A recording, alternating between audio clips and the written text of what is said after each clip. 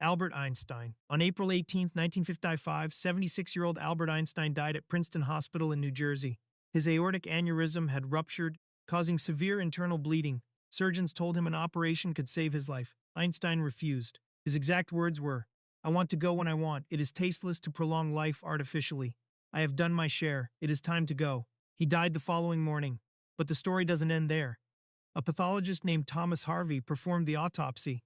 Without permission from Einstein's family, Harvey removed Einstein's brain, put it in a jar, and took it home. He kept it hidden for over 40 years in his basement, in a cider box, and eventually in a granola cookie jar. The family never authorized it. Einstein had specifically requested cremation. The most famous brain in human history spent 40 years in a cookie jar in Kansas because one doctor couldn't let go. Isaac Newton. On March 20th, 1727, 84-year-old Isaac Newton died in his sleep in London. He had discovered gravity, invented calculus, and explained the laws of motion that govern the entire physical universe. He died wealthy and celebrated, which sounds like a happy ending. It wasn't. Newton spent the last 30 years of his life secretly obsessed with alchemy, attempting to turn base metals into gold. He ran experiments continuously, heating and inhaling toxic mercury vapors for decades. After his death, analysis of his hair revealed mercury levels 40 times higher than normal. The man who understood the universe better than anyone alive had been slowly poisoning his own mind with mercury for decades. His famous mental breakdown in 1693, the episode where he sent deranged letters to friends accusing them of betrayal, was almost certainly mercury, poisoning destroying his brain. The father of modern science spent his final years chasing a medieval fantasy that was quietly killing him. Nikola Tesla. On January 7, 1940, 86-year-old Nikola Tesla was found dead in room 3327 of the New Yorker Hotel alone. Tesla had invented alternating current, the radio, and the foundations of modern wireless technology. He died in poverty, having signed away most of his patents decades earlier. His room contained an injured pigeon he had been caring for, and almost no other possessions. Within hours of his death, government agents entered the room and seized all his papers and research. The man who lit the modern world died broke, alone, and immediately robbed by the country he had powered. Galileo Galilei. On January 8, 1642, 77-year-old Galileo Galilei died at his villa in Arcatri near Florence, Italy. He died of fever and heart failure, but the cause of death is almost irrelevant compared to the circumstances that surrounded it. Galileo had proven that the earth revolved around the sun. The Roman Catholic Church called it heresy. In 1633, the Inquisition put him on trial.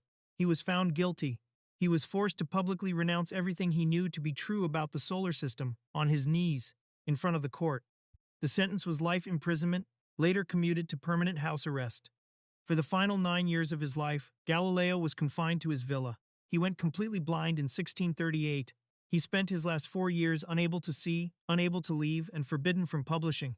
The man who had seen further into the cosmos than any human before him died blind, imprisoned, and officially declared wrong by the most powerful institution in the world. The church didn't formally admit he was right until 1992. That is 350 years later.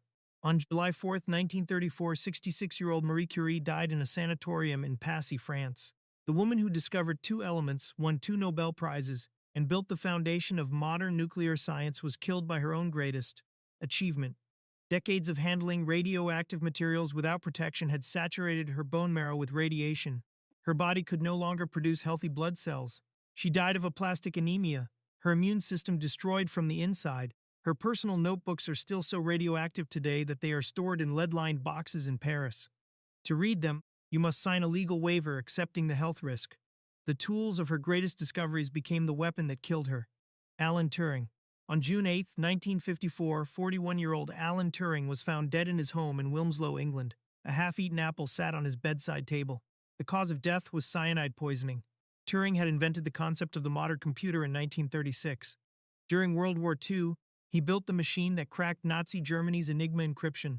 Historians estimate his work shortened the war by 2 years and saved over 14 million lives. After the war in 1952, Turing reported a burglary at his home. Police discovered during the investigation that he was in a relationship with a man. Homosexuality was a criminal offense in England.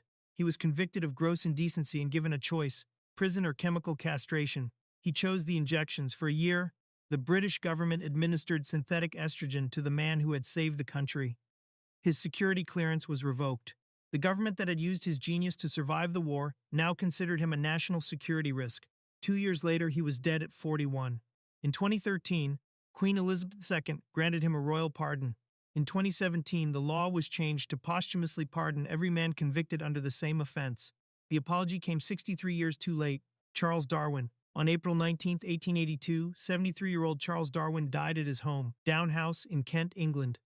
The cause of death was heart failure.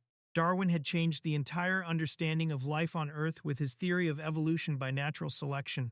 He had sailed around the world, studied thousands of species, and spent 20 years building an airtight scientific case before he dared publish it.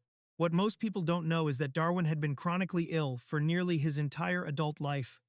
From his late 20s onward, he suffered constant nausea, stomach pain, vomiting, heart palpitations, and crushing fatigue.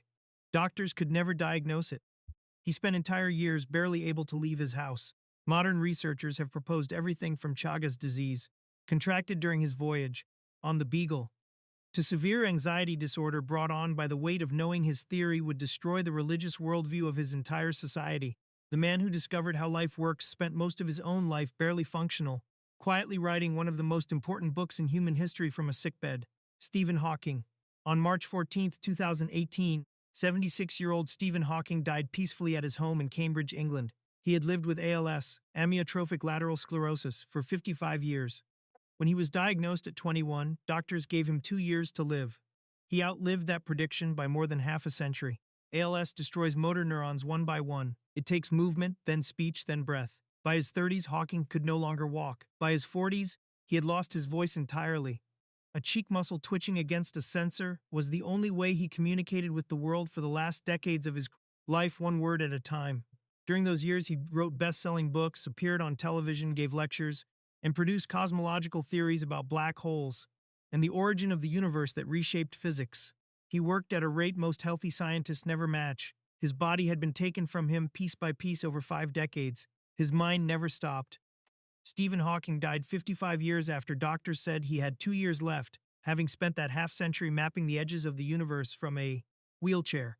The disease took everything except the part that mattered. Antoine Lavoisier. On May 8, 1794, 50-year-old Antoine Lavoisier was guillotined in Paris, France. Lavoisier was the father of modern chemistry. He discovered oxygen's role in combustion, named hydrogen and oxygen, and built the entire language of chemistry that scientists still use today. He was not executed for any of that. He was executed for tax fraud. The revolutionary judge's response to his scientific achievements was, "The Republic has no need of scientists or chemists." He was convicted in less than a day. His colleague mathematician Joseph Lagrange said the morning after, "It took them only an instant to cut off that head, but France may not produce another like it in a century." The man who built modern chemistry was killed by a government that didn't need him. Henry Moseley. On August 10, 1915, 27-year-old Henry Moseley was shot through the head by a sniper in Gallipoli, Turkey. In just 4 years of research, Moseley had completely rebuilt the periodic table. He proved that atomic number, not atomic weight, was what truly defined every element. He identified the missing elements and corrected the entire order. He was the most promising young physicist alive. When war broke out, he volunteered for the British Army. The government tried to pull him back into scientific work. The paperwork hadn't cleared when the bullet arrived. He was 27 years old. Scientists later estimated he was on track for multiple Nobel Prizes. The British government sent its greatest scientific mind to die in a trench. After his death, Britain passed a law preventing leading scientists from serving in combat. Too late for Moseley. Tycho Brahe. On October 24, 1601, 54-year-old Tycho Brahe died in Prague, Czech Republic. Brahe was the greatest astronomer of the 16th century. His precise observations of the stars and planets gave Johannes Kepler the exact data needed to prove how the solar system actually worked. Without Brahe's measurements, Kepler's laws of planetary motion don't exist. On the night of October 13, 1601, Brahe attended a royal banquet in Prague. During the dinner, he felt the urge to use the bathroom. He refused to leave the table. In that era, excusing yourself before a social superior was considered deeply disrespectful. He held it for hours. By the time he got home, he could no longer urinate at all. His bladder had been severely damaged. He suffered in agony for 11 days. He died from a burst bladder because he was too polite to leave a dinner table. The man whose astronomical data changed our understanding of the universe was killed by etiquette. Giordano Bruno. On February 17, 1600, 52-year-old Giordano Bruno was burned alive in the Campo de' Fiori in Rome. Bruno was an Italian philosopher and astronomer who proposed that the stars were distant suns, that the universe was infinite, and that other worlds likely existed beyond Earth. He was right about all of it.